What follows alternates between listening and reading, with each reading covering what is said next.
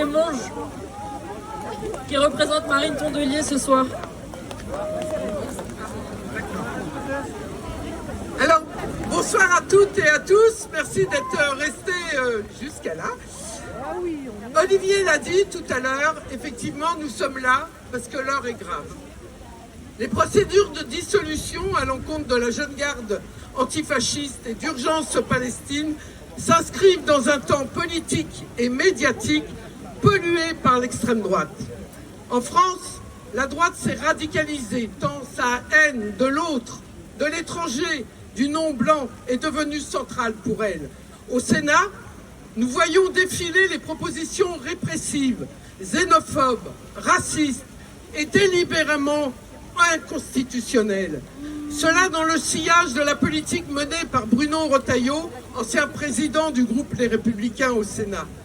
Il s'agit, pour une large partie du champ politique, de gouverner à partir de mythes, de fantasmes, de peurs qui vont à l'encontre des faits et des faits étayés et des faits scientifiques.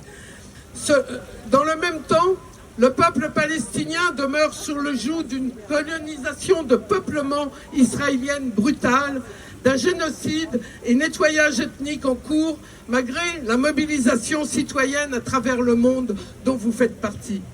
Selon Sylvain Sipel, ce qui fascine de nombreux dirigeants d'une extrême droite internationale hétéroclite, c'est la capacité d'Israël, je le cite, de mener depuis des décennies une politique récusant les droits les plus basiques de toute une population, les Palestiniens, sans en subir aucune conséquence politique, comme d'assumer la domination sur les minorités et de contester sans frein, sans limite, le droit international, y compris humanitaire. Lors d'un colloque organisé au Sénat, il y a un an, sur l'application justement du droit international en Palestine, Omar Barghouti nous rappelait, je le cite, qu'en faisant de Gaza son laboratoire privé et en y perpétrant le premier génocide télévisé du monde, Israël tente d'établir un nouveau paradigme selon lequel, désormais, la force fait la loi. Les procédures de dissolution qui nous réunissent ce soir sont intimement liées. Elles concernent deux organisations qui ont en commun la lutte contre ce paradigme, justement, contre la force de l'oppression, contre le fascisme, en Palestine comme en France. L'une, Urgence Palestine, combat contre la colonisation israélienne et pour l'autodétermination du peuple palestinien. L'autre, la Jeune Garde, contre les groupuscules néofascistes et les violences qu'ils produisent. L'heure est donc, on le constate, à la confusion et à l'inversion des valeurs. Il nous faut donc clarifier toujours et encore.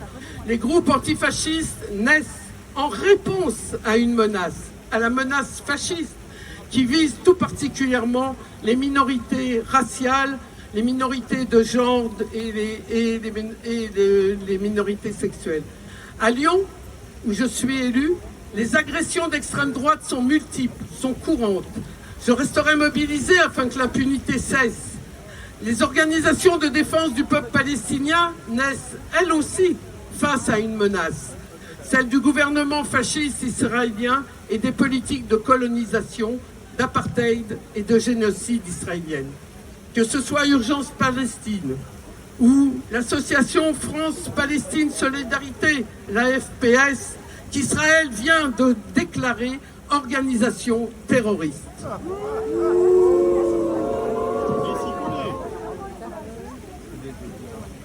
Les écologistes sont mobilisés pour le respect du droit international et du droit à l'autodétermination du peuple palestinien. Et nous le sommes au sein aussi du collectif national pour une paix juste et durable entre Palestiniens et Israéliens que les écologistes ont confondé. En démocratie, les tentatives de faire taire celles et ceux qui ont fait le droit de dénoncer les violations du droit, que ce soit national ou international, sont inquiétés et cela c'est dangereux, y compris pour la sécurité des Français. Ces deux dissolutions ont été précédées d'autres tentatives.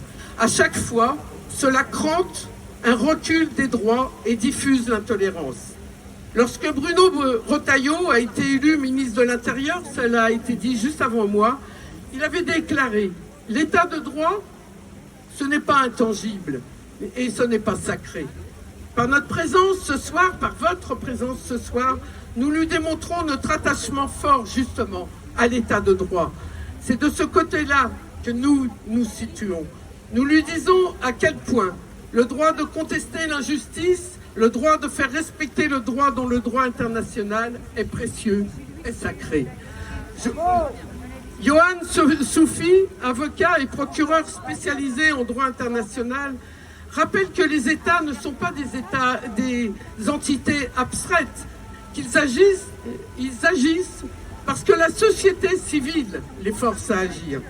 Selon lui, les soldats du droit international, ce sont toutes les personnes qui poussent la France à respecter ses obligations conventionnelles. Cette mission, comme celle de lutter contre l'avènement du fascisme, contre le racisme, la négation de l'autre, elle nous appartient à toutes et à tous. Nous y contribuons par notre présence ce soir. Les instances internationales, la Cour internationale de justice, la Cour pénale internationale ne disposent pas d'armée. Nous sommes, vous êtes, l'armée pacifique du droit international.